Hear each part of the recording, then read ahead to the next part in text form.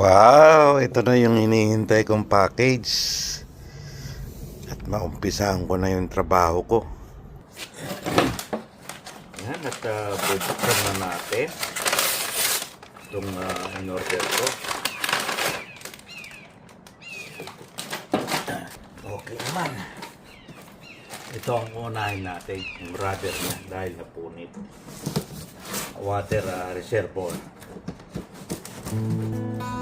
Hirap naman.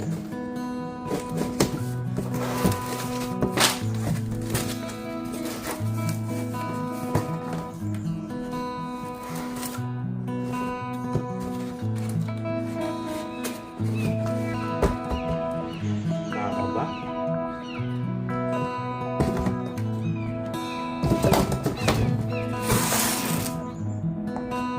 Ito yung napunit. Linagyan ko lang ng sealant pang temporary.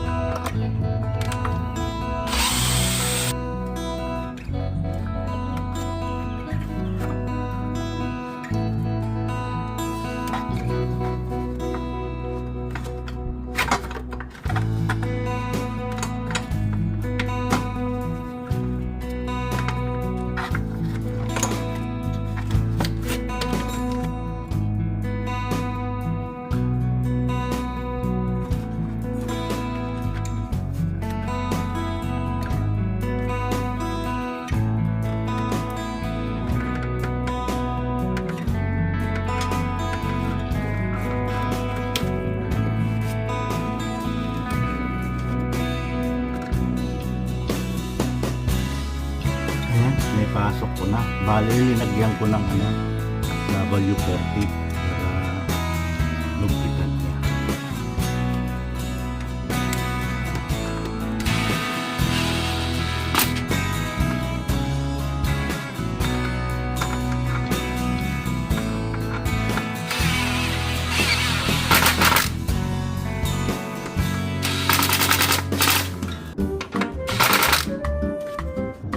Ayan, basang-basa ako.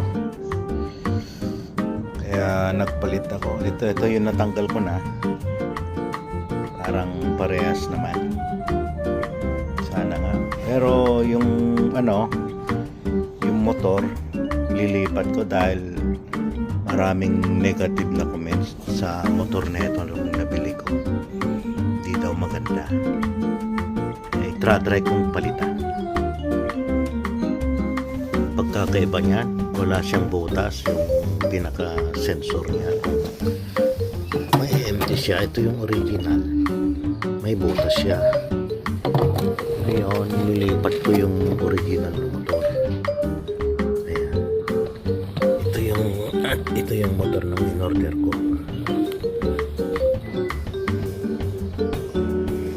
Kaya, bubutasan ko siya. Nabutasan ko na. Saka inugasan ko dahil yung pinagputulan ko, mga ibang particles pumasok sa loob. Ito yung nabasag. Wala, malutong na. Naging chicharon na. Itong niya, dugtong niya, naka-fix. Itong binili ko, hindi. Yan yung kadugtong niya. Ito ang hilig ko, linagyan ko ng date. Ginabi na ako, kaya may ilaw ako. Ayan, naikabit ko na. Yung filter na lang. Filter ng ng hangin. Pero itong in-order ko, wala siyang strainer. Kaya gagamitin ko itong luma.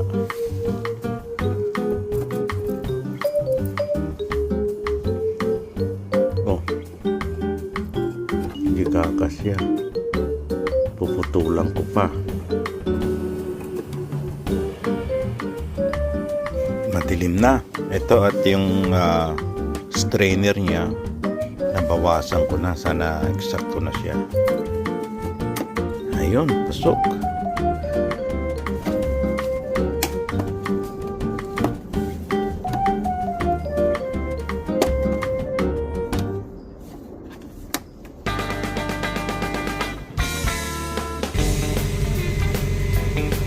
dito at may check engine siya dahil yung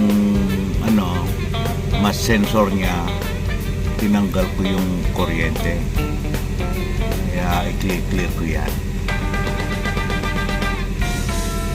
Dala ko yung scanner ko para matanggal ko yung check engine. Lagay natin to sa ignition.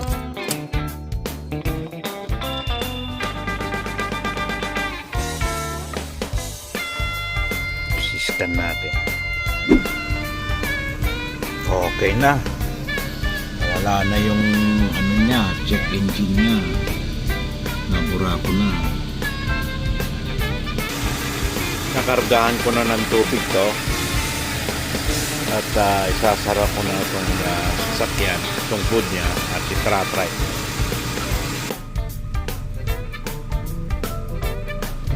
Ayan po, gumagana na. Gumagana naman dati, kaya lang nabasa. Okay, so alright, kinabi na ako. Kasi late dumating yung order ko. Overtime. Okay, maraming salamat po.